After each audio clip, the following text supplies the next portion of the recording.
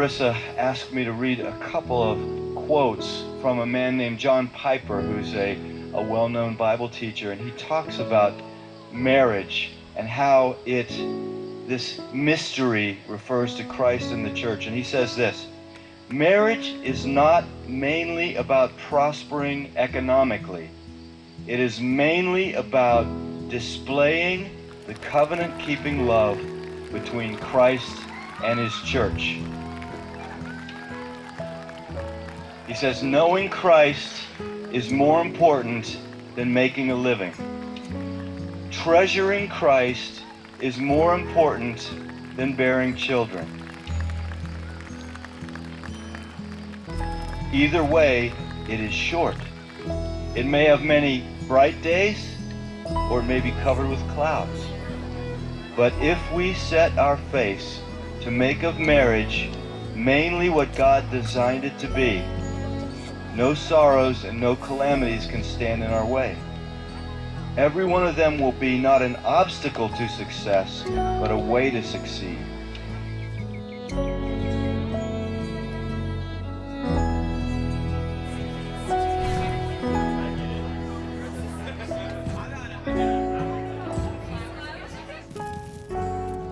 The beauty of the covenant-keeping love between Christ and his church shines brightest when nothing but Christ can sustain it.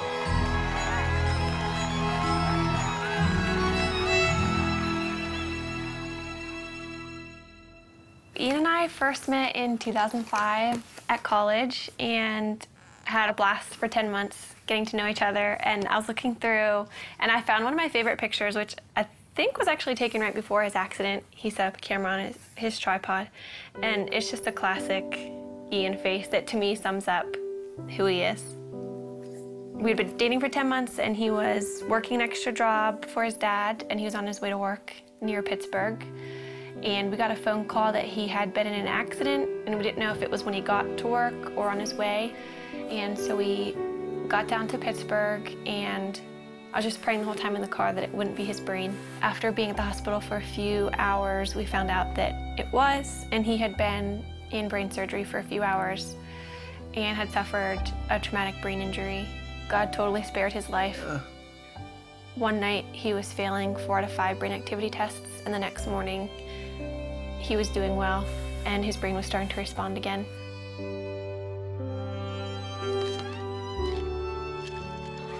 I moved in with his family after the accident, so I was really involved in his therapy and just did whatever I could to make his life fun. We'd go out on dates, and looking back, it's weird because he couldn't talk and he couldn't eat. So we probably looked like complete weirdos being on dates, but we had a blast, and I just talked to him all the time. I knew that before Ian's accident, he was very serious about marriage and was ring shopping, so I knew where he was, and that helped me so much. After he couldn't talk, I knew that he loved me, and I knew where he wanted the relationship to go because we were dating very intentionally. We just prayed that marriage would someday happen and watched all of our friends get married and start having families. That was challenging, but we just tried to hold out hope that that would be us someday.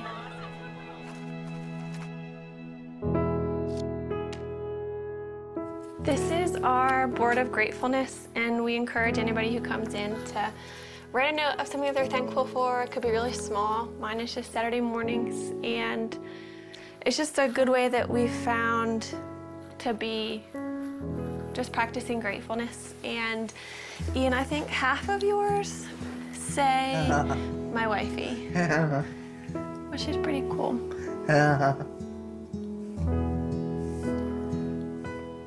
We decided that we couldn't really consider marriage as an option until Ian was able to communicate. But if he could communicate with me, then we could have a marriage, knowing it would be really different.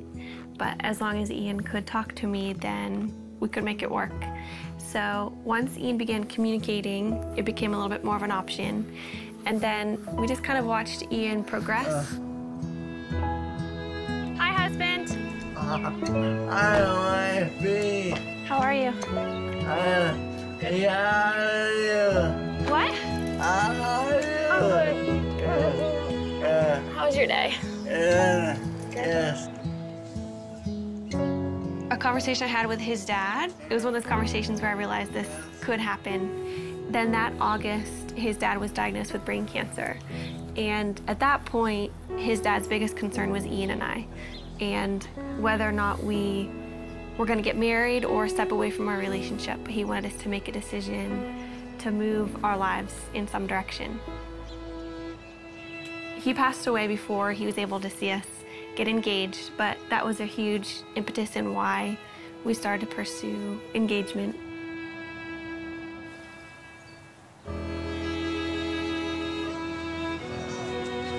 Throughout premarital counseling, we just used this momentary marriage. It was so helpful because John Piper talked a lot about primary things and secondary things, which is really important for us because when we're walking out our marriage practically, Ian can't do the secondary things like working or making a meal for me. Everything that's primary, though, he can do, which is leading me spiritually. Ian always comes back to the foundational truths of who God is and kind of reels me back in from my emotions, and that's the most important thing. We have two friends that we're going through the book with. I think we've just been able to help them see that maybe the little things that they're excited for about marriage are worth being excited about, but they're not the end all and be all of their marriage.